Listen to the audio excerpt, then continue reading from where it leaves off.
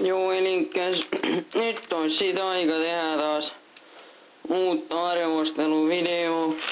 Ja tänään meillä on Atria kreikkalainen pizza.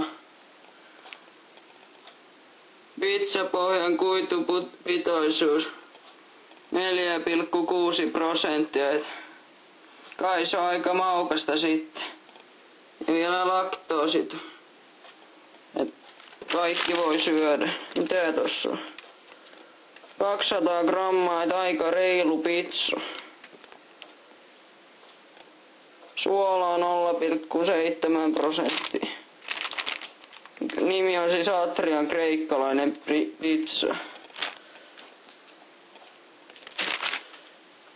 Niin tänään ois tällaista, jossain Kreikassa tää on nähtävästi tehty. Tää on vasta.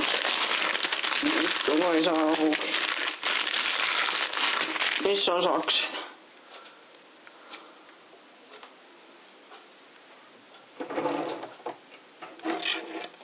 Kai se tällä menee.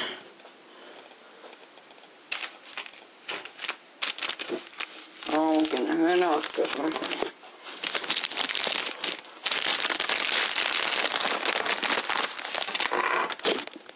Joo, et nyt saatiin auki ja sieltähän se pizza kurkistaakin. Odottakas. Aika hyvän näköinen. Tarpeeksi kostunut ja näin. Niinku mun tyttöystävät. Otetaan mikroon.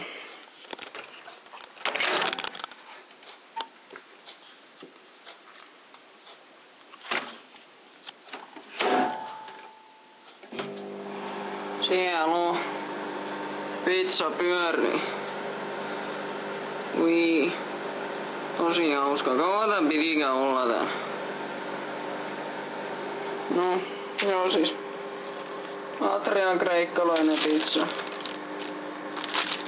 Mitä tänään tässä odotellaan? No, kertois. Tänään tulee Pasi-radio taas, niin Pasille terkku, jos koskaan jo kattoo tätä videoa. Aika terävä.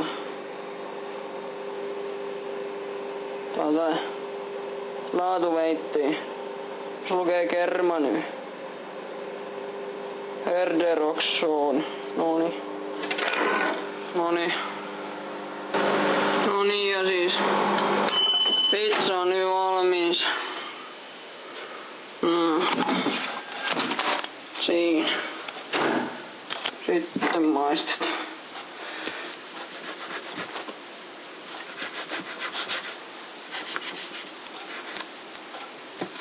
Mitä tää kreikkalainen pizza niinku sisältää? Sen maistetaan.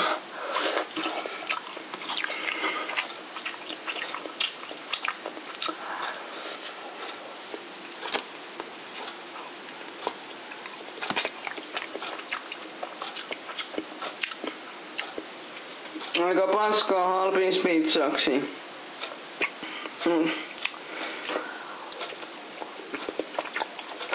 Ihan hyvä tää on, niin kyllä tää Pasi-radio on kuunnellessa syö.